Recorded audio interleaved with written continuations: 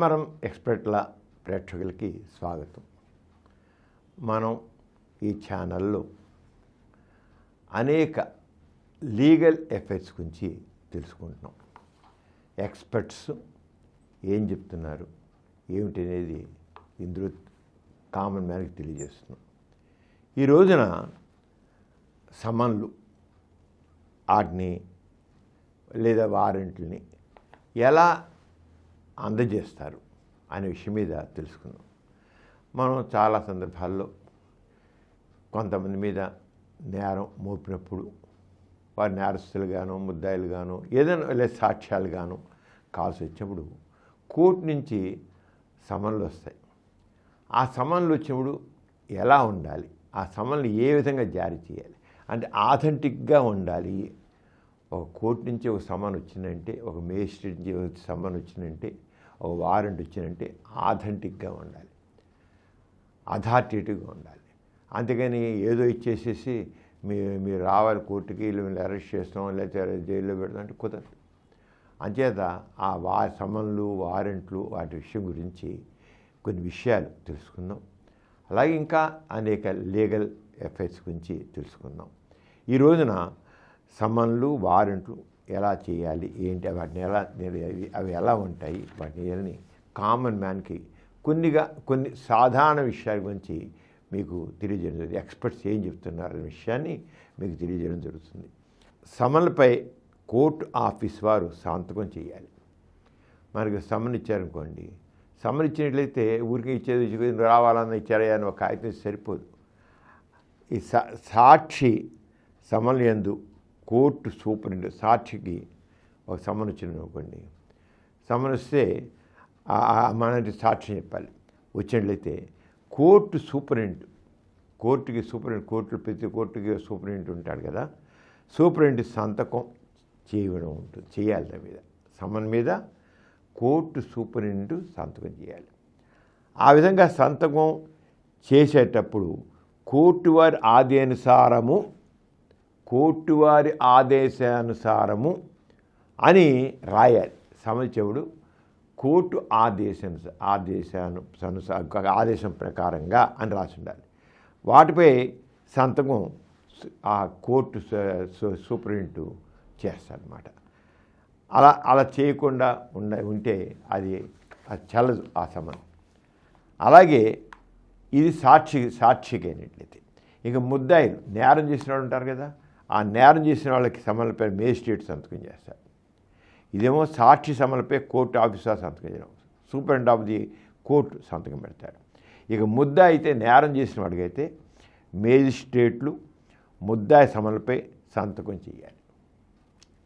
సాక్షి సంతకం అయితే superintendent of the court చేస్తాడు. దీని మీద మేజిస్ట్రేట్ సంతకం చేస్తాడు. ముద్దాయి మొదటిసారి కోర్టుకు హాజరవుతూ ఉంటే అతనిపై మోపబడిన కేసు ప్రతులని అతనికి చాలా త్వరగా అందించాలి.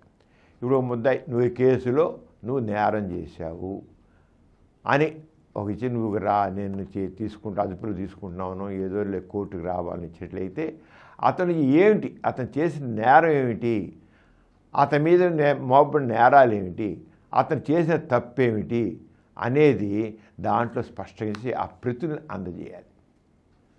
ప్రతులు రాయాలి. ఊరికే నేను నేరస్తుడిగా నేను చేయడం జరిగింది నువ్వు రావాలంటే కాదు. నువ్వు ఎలా నువ్వు నేరస్తుడు, ఏం చేసావు నువ్వు అనే విషయంలో అక్కడ రాయాలన్నమాట. అది తెలియజేయాలి దానికి. అదే ముందే దానికి దారంగా చేయాలి. అలాగే ప్రతి సమన్లోనూ ప్రతి వాయిదా ఉత్తర్వుల్లోనూ ఆ కేసు జరుగు కోర్టు ఎక్కడ జరుగుతుంది, ఏ తారీఖున జరుగుతుంది, ఏ సమయం జరుగుతుంది, ఏ ప్రాంతంలో జరుగుతుందని వివరంగా రాయాలి. అది ఇచ్చేస్తే కాదు,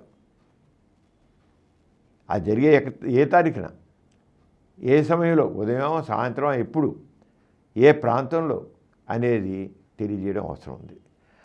సమన్లందు వ్యక్తిని గౌరవంగా సంబంధించాలి. ఓ సాక్షి నాడు పిలుస్తున్నాడు నువ్వు రావాలి అనుకోదు, అక్కడ గౌరవంగా ఎవరైతే సాక్షిని పిలుస్తున్నారో వాళ్ళకి క్రిమినల్ కోర్టు నుండి పంపబడే సమన్లు అన్నీ ఆ ప్రాంత భాషలోనే పంపించాలి. తెలుగు భాష అనుకోండి, మనం తెలుగు వాళ్ళం తెలుగులో రాయాలి. తెలుగు అంచేత ముందు అన్నిటికి ముందు గౌరవంగా రాయాలి, శ్రీ అని అలా పెట్టాలి. అంతేగాని ఏమీ లేకుండా మామూలుగా సుబ్బారావు నువ్వు రావాలి, సుబ్బారావు వచ్చి సాక్ష్యం ఇవ్వాలి అన్నది. శ్రీ సుబ్బారావు గారు, శ్రీ సుబ్బారావు అని అక్కడ రాయాలి. అది సాక్షికి. అంతేగాని ఊరికి ఏం లేకుండా నువ్వు వచ్చి సాక్ష్యం అని ఆయన అన్నాకి లేదు. సమన్లు లేక వారెంట్లపై సంతకం మాత్రమే ఇచ్చే విధానం అది. సంతకాల బదులు సమలపై కానీ వారెంట్లపై కానీ సంతకంతో కూడిన స్టాంపు వాడకూడదు. కొంత ఏం చేస్తారంటే ఈ మేజిస్ట్రేట్ సంతకం లేకుండా ముద్రేసి పంపించేస్తారు. అది చెల్లదు. ఏ సమన్వయం చూడాలి, అది సంతకం పెన్తో పెట్టబడిందా లేదా ఇంకుతో పెట్టబడిందా, ఇలాగే అయితే మామూలుగా ముద్రేసారు, రబ్బర్ స్టాంపులు ముద్రేసారా అని చూడాలి. ఏం సమన్ కానీ వారెంట్ కానీ ఇస్తే తప్పనిసరిగా అక్కడ సంతకం చేత్తో పెట్టిన సంతకం వాళ్ళు కానీ ముద్ర వేసేది కాదు, పనికి రాదు. అది చూసుకోండి. ఏ కోర్టు నుండి అయితే వారెంట్లు ఇవ్వబడుతున్నావో ఆ కోర్టు జడ్జి లేక మేజిస్ట్రేట్ సంతకం కూడా ఉండాలి, ముద్దాయికైతే ఉండాలి. ఇక డాక్టర్లు కూడా సమన్లు వస్తుంటాయి కదా. గవర్నమెంట్ హాస్పిటల్లో ఈ మెడికల్ కేసులు ఉంటాయి, దానికి సాక్ష్యం ఇవ్వాలి. ఒక కేసు వచ్చింది, యాక్సిడెంట్ కేసు వచ్చింది, లేదా మర్డర్ కేసు వచ్చింది, చనిపోయాడు. దానికి ఏమిటి, ఏ రంగా చనిపోయాడు, ఏమిటి కారణం, ఏంటి అనుకుంటారు. ఎంత మర్డర్ కేసు, హత్య అయితే ఎలా ఉంది, అది చావు అయితే చావు, అది ఉరిపోసుకున్నాడా లేదా చంపారా, ఇవన్నీ చేయాలి. డాక్టర్ల సమన్లు వస్తాయి. అలాగే ఫారెన్సిక్ డిపార్ట్మెంట్ వాళ్ళు పోస్ట్ మార్టం చేసి ఆ పోస్ట్ మార్టం రిపోర్ట్ ఇవ్వడానికి ఫలానా రోజున మీరు పోస్ట్ మార్టం చేశారు ఫలానా కేసు విషయంలో, దానికి మీరు సాక్ష్యం ఇవ్వడానికి వివరాలు చెప్పడానికి కోర్టుకు రావాలని సమన్లు పంపిస్తారు.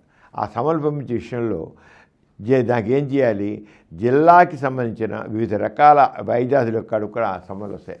ఆ డాక్టర్ గారి జిల్లా ఉందనుకోండి, జిల్లాల వాళ్ళు కూడా వస్తాయి. అలాగే ఈ సమన్లు కేవలం హాస్పిటల్లో డ్యూటీ ఒకరోజు ఒకనాటికి ఉంటారు. అంత ప్రభుత్వ వైద్య కళాశాల అధ్యాపక వాళ్ళ డ్యూటీలు ఉండగా వస్తుంది కదా. అంటే గవర్నమెంట్ హాస్పిటల్ వాళ్ళకి డాక్టర్లు కూడా జిల్లా పరిషత్ మరి మున్సిపాలిటీ తాలూకు ప్రథమ వాళ్ళు కూడా జిల్లా పరిషత్లో వాళ్ళకి హాస్పిటల్స్ ఉంటాయి, మున్సిపాలిటీ హాస్పిటల్స్ ఉంటాయి. వాళ్ళకు కూడా ఈ సమన్లు పంపించబడతాయి. ఇలాగా రకరకాలుగా అన్ని రకాల వాళ్ళకి సమన్లు వస్తాయి. వాళ్ళందరికీ ఈ విధంగా తెలిపిన అధికారులందరికీ సమన్లు నేరుగా జారీ చేయబడును. ఎవరికో డాక్టర్ ఉన్నప్పుడు డాక్టర్ తిన్నంగా తీసుకెళ్ళి మీరు ఫలానా కేసు ఫలానా రోజున ఫలానా మర్డర్ కేసు విషయంలో మీరు అటెండ్ అయ్యారు, మీరు వచ్చి దానికి సంబంధించిన వివరాలు చెప్పాల్సిందని వాళ్ళు అంటే నేరుగా వాళ్ళకే అందజేయడం పడుతుంది. ఒకవేళ ఆ అధికారి ఆసుపత్రి అందుబాటులో లేని వాళ్ళ ఇబ్బంది ఏమి ఉండదు. ఆ శాఖ అక్కడ గవర్నమెంట్ హాస్పిటల్ అనుకోండి, వచ్చాడు లేకపోతే అక్కడ సూపరింటెండెంట్ ఆఫ్ ది హాస్పిటల్, ఇప్పుడు గవర్నమెంట్ హాస్పిటల్ ఉంది, విజయవాడ గవర్నమెంట్ హాస్పిటల్ ఉంది. ఆ రోజు అటెండ్ అయిన డాక్టర్ గారికి సమ్మన్ పెడుతుంది, మీరు వచ్చి మీరు పలానా మర్డర్ కేసుకి అటెండ్ అయ్యారు, మీరు అది ఏంటి ఎలాగా అదేంటి చెప్పాల్సిందని చెప్పి అంటారు. దానికప్పుడు ఆయన లేరు అనుకున్నప్పుడు సూపరింటెండెంట్కి ఇచ్చి సూపరింటెండెంట్ ద్వారా ఆయనకి అందేటి చేయదు. ఆయన లేడని తిరుగు చేయకుండా అక్కడున్న వాళ్ళకి ఇచ్చేట్లు ఉండాలి. ఆ రకంగా అప్పుడు నా చేతికి అప్పుడున్న డాక్టర్ గారు కూడా నాకు ఇవ్వలే కదా, మీరు సూపరింటెండెంట్కి ఇచ్చేయాలంటే సూపరింటెండెంట్కి ఇచ్చి వెళ్తారు. పై అధికారి ఎవరున్నారో పై అధికారి చేతికి ఆ సమ్మన్ ఇచ్చేయడం జరుగుతుందన్నమాట. అంటే ఇవన్నీ ఎందుకు తెలుస్తున్నాయంటే ఈ లీగల్ పాయింట్స్ అన్నీ కూడా ప్రతి వాడికి తెలుస్తుండాలి సమ్మన్లు అందుకోవడం విషయంలో. ఇందాక చెప్పాను కదా, సాక్షికి అయితే superintendent of the court superintendent సంతకం పెట్టాలి, ముద్దాయికి అయితే ఏమో మేజిస్ట్రేట్ సంతకం పెట్టాలి, ఆ సంతకం కూడా చేతితో పెట్టాలి. అంతేగాని రబ్బర్ స్టాంప్ లాంటిది కానీ ఇంకోటి కానీ వేయడానికి వీల్లేదు, అలా ఇచ్చిందేమో చెల్లుబాటు కాదు. అంచేత ఇవన్నీ కూడా తెలుసుకుని ఉండాలి. ఇంకా చెప్పాలంటే ఈ రంగా ప్రతి వాళ్ళకి చేస్తుంటే గౌరవ అధికారులు ముందుగా వివరించే అధికారులందరూ నేరుగా సమన్లు జారీ చెప్పిన వారు నిర్ణీత ప్రదేశం ఎందు అందుబాటులో లేనిలా ఆ శాఖ జిల్లా అధికారికి పంపబడదు. జిల్లా అధికారిని కూడా అవజేయదు. రసాయన అధికారి అంటే ఫారెన్సిక్ మెడిసిన్ వాళ్ళందరూ ఉంటారు కదా, ఆ టెస్టులు వేసిన వాళ్ళకుంటే కూడా సాక్షిగా ఆధారకు చీఫ్ జ్యుడిషియల్ మేజిస్ట్రేట్ వ్యక్తిగతంగా అతని సాక్ష్యం అవసరాన్ని భావించడంలా అంటే ఫారెన్సిక్ మెడిసిన్ వాళ్ళకి ఇంత పోస్ట్ మార్టం చేశాక ఆ పోస్ట్ మార్టంలో ఉన్న కొన్నిటిని సపరేట్గా వాళ్ళ రసాయన అధికారి పరీక్ష చేస్తారు. ఏమైనా తాగి చనిపోయాడా, అదే విషం అనేది ఆయన ఇంకోటి కానీ విషం తాగి చచ్చిపోయాడు అనుకోండి, విషం తాగితే ఏ రకం విషయం ఏమిటి అనేది కూడా టెస్ట్ చేసి ఉంటారు. వాళ్ళకు కూడా అంటే డాక్టర్ కాకుండా సెపరేట్గా రసాయనిక పరీక్షా విభాగం వాళ్ళకు కూడా సమన్లు అందజేసి సమన్లు అందజేసే విధానం ఏంటంటే సమన్లు అందించే అధికారి వ్యక్తికి సమన్లు అందించవలసినప్పుడు తాను వ్యక్తిగతంగా కానీ లేదా ఏజెంట్ ద్వారా కానీ లేక మరొకరితో కానీ ఆ అధికారి తరపున పంపబడను. సమన్లు జారీ చేసిన వారు జారీ చేసిన వ్యక్తి దగ్గర ఒరిజినల్ సమన్లపై అతని సంతకం తీసుకునివ్వను. అతనికి అందినట్లు ఇప్పుడు సమన్ ఇచ్చేసి వెళ్ళిపోదు కాదు, ఇచ్చినట్లుగా అతను పుచ్చుకున్నట్లుగా అతని సంతకం పెట్టించుకోవాలి. ఇచ్చేసి సరిపోదు, వీళ్ళ దగ్గర అందించినట్లుగా కూడా సంతకం పెట్టించి ఉండాలన్నమాట. అలాగే ఇక క్రిమినల్ ప్రొసీజర్ కోడ్ 1973 యాక్ట్కి సంబంధించిన సమన్లు 120 సెంట్రల్ యాక్ట్ 2 ఆఫ్ 1974 విధానాలు మరియు నెగోషియబుల్ ఇన్స్ట్రుమెంటరీ యాక్ట్ 1881 సంబంధించిన సెక్షన్ 138A సెంట్రల్ యాక్ట్ ఇలాగా రకరకాలుగా ఉన్నాయి. వీటన్నిటి ప్రకారంగా కూడా మనకి సమన్లు రకరకాలుగా సమన్లు ఉంటాయన్నమాట. ఇక సమన్లు ఇంగ్లీష్లో ఇచ్చారు కొన్ని ఒకవేళ ఎప్పుడైనా సమన్లు ఇంగ్లీష్ భాషలో కొంతమందికి తెలుగు రాదు, ఇంగ్లీష్లో ఉంటుంది, లేదా కొంత ఇంగ్లీష్ రాదు, తెలుగులో ఉంటుంది. అలాంటి వాళ్ళకి ఏ భాష వచ్చో ఆ భాషలోనే సమన్ ఇవ్వాలి. తెలుగు రాని వాళ్ళకి తెలుగులో సమన్లు ఇచ్చిన లాభం లేదు, ఇంగ్లీష్లో ఇవ్వాలి. ఇంగ్లీష్లో ఇచ్చిన వాళ్ళకి తెలుగులో ఇస్తే సంబంధం లేదు.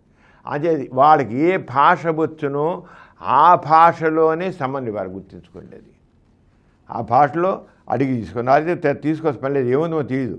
అదే కోర్టు వారు వాటిని ఇంగ్లీష్లో తర్జుమా చేసి పంపాలి. ఇతర సమన్లు ఇంగ్లీష్ భాష లేకుండా మరి ఇతర భాషలో ఉన్న సెక్షన్ 68 ప్రకారం వాడిని ఇంగ్లీష్ భాష ద్వారా పంపమని కోరవచ్చు. ఇక హైకోర్టు ఇంతవరకు మనకు మేజిస్ట్రేట్ జిల్లా కోర్టు వాటి గురించి చెప్పుకున్నాం.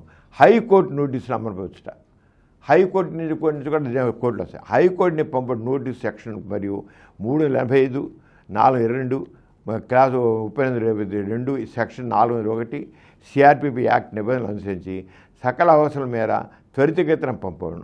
ఈ నకలు కాపీని అందజేసిన అనంతరం వివరణతో తిరిగి హైకోర్టుకు ఎటువంటి ఆదేశం లేకుండా పంపాలి. ఇక ఎమ్మెల్యేలు ఎంపీలకు కూడా సమన్లిస్తుంటారండి. ఎమ్మెల్యేలు ఎంపీలకి ఇవ్వాలంటే ఎమ్మెల్యేకి ఎంపీలకి సమన్లు అందజే విధానం ఎలాగా మనం చూసిన ఇటీవల కాలంలో రాజకీయంగా ఎంతమందికో వారెంట్లు ఇవ్వడం సమన్లు ఇవ్వడం జరుగుతుంది. సాక్ష్యాలు కావాలి చెప్పాలని. ఇలాగ ఎంపీలకి ఎమ్మెల్యేలకి సమన్లు చేసి అంటే సమన్లు ఎంపీ ఎమ్మెల్యేల కోర్టు ద్వారా కానీ పోలీసు వారితో కానీ రిజిస్టర్ పోస్టు ద్వారా కానీ పంపబడతాయి. కోర్టు ద్వారా పంపించవచ్చు, పోలీసు వారితో పంపించవచ్చు, రిజిస్టర్ పోస్ట్ ద్వారా కానీ పంపించవచ్చు. పార్లమెంట్ అసెంబ్లీ సెక్రటరీ ద్వారా అందజేయాల్సిన అవసరం లేదు. ఎంపీ కనుక పార్లమెంట్ అకున్న శాఖ ఉన్న అసెంబ్లీ సెక్రటరీ పార్లమెంట్ అసెంబ్లీ ఆ చీఫ్ ద్వారా వీళ్ళకి అందించగలరు, డైరెక్ట్గా వీళ్ళకి పంపించవచ్చు. ఎంపీలు అరెస్ట్ చేసేట్లయితే సాక్ష్యం ఇచ్చేవాడు అయితే వాళ్ళు డైరెక్ట్గా పంపించారు. అదే అరెస్ట్ చేయాల్సి వచ్చిననుకోండి, ఎంపీ కానీ ఎమ్మెల్యే కానీ అరెస్ట్ చేయాల్సి వచ్చిననుకోండి, అరెస్ట్ చేసి కోర్టు మీద అప్పచెప్పినా వదిలిపెట్టిన ఎంపీ అయినతో పార్లమెంట్ సెక్రటరీ ఎమ్మెల్యే ఎంపీ అయితే పార్లమెంట్ సెక్రటరీకి తెలియాలి, ఎమ్మెల్యే అయితే అసెంబ్లీ సెక్రటరీ తెలియాలి. అరెస్ట్ చేసే ముందు వాళ్ళకి తెలియజేయాలి, అసెంబ్లీ సెక్రటరీకి తెలియాలి. ఎంపీ అయితే పార్లమెంట్ సెక్రటరీకి తెలియాలి. అలాగే ఎంపీ అయినతో సెంట్రల్ హోమ్ మినిస్టర్కి కూడా చేయాలి. అలాగే ఎమ్మెల్యే అయితే అసెంబ్లీ ప్రధాన సెక్రటరీ. ఈ రంగా ఉన్నాయి. బట్ అంతేగాని ఊరికి నేరుగా వాళ్ళు చేయడానికి లేదు. ఒకడు పరారైపోతాడు, దొరకరు. సమన్లు ఇద్దామంటే ఉండరు మనుషులు, పరారైపోతారు. వాళ్ళంతా పరారి ఒక కేసులో 10 మంది 20 మంది కూడా ఉంటారు కొంతమంది. ఆ 10 20 అంటే పరారైపోయారు కదా కేసు ఆగిపోవడం కాదు. ఎవరైతే ఉన్నారో వాళ్ళకి సమన్లు జారీ చేసి వాళ్ళతో ముందు విచారణ మొదలుపెట్టాలన్నమాట. అంతే పరారైపోయిన కానీ విచారణ జరగకుండా కాదు. పరారైపోయిన దొరకలే అంటాం. ఎవరైతే ఉన్నారో వాళ్ళతో పెట్టి వాళ్ళకి సమన్లు జారీ చేసి వాళ్ళతో విచారణ చేస్తాం. ఈ రంగా స్థూలంగా ఈ సమన్లు ఎలా జారీ చేయొచ్చు, ఎవరు చేస్తారు, ఏ రంగా చేస్తారు, సమన్లు పుచ్చుకుంటూ ఏ రకంగా చూసుకోవాలి, ఏం కావాలి, దాని సంతకాల గురించి ఇవన్నీ కూడా వివరంగా తెలుసుకోవాలి. ఒకవేళ అవన్నీ లేకపోతే మాత్రం పుచ్చుకోవడం లేదు, మరి చెప్పచ్చు అన్నమాట. మరో విషయం పైన నెక్స్ట్ ఎపిసోడ్లో కలుసుకుందాం. అంత సెలవు, మరి నమస్తే. ఈ కార్యక్రమం మీకు ఎంతో నచ్చింది కదా. ఇటువంటి మరిన్ని వీడియోల కోసం అనతి కాలంలోనే 20 కోట్లకు పైగా వ్యూస్ సాధించిన సమరం ఛానల్ సమర్పించు సమరం ఎక్స్పర్ట్ల ఛానల్కు సబ్స్క్రైబ్ చేయండి, లైక్ చేయండి, మీ ఫ్రెండ్స్కి షేర్ చేయండి. అలాగే ప్రక్కనున్న గంట సింబల్ని ప్రెస్ చేయడం మర్చిపోకండి.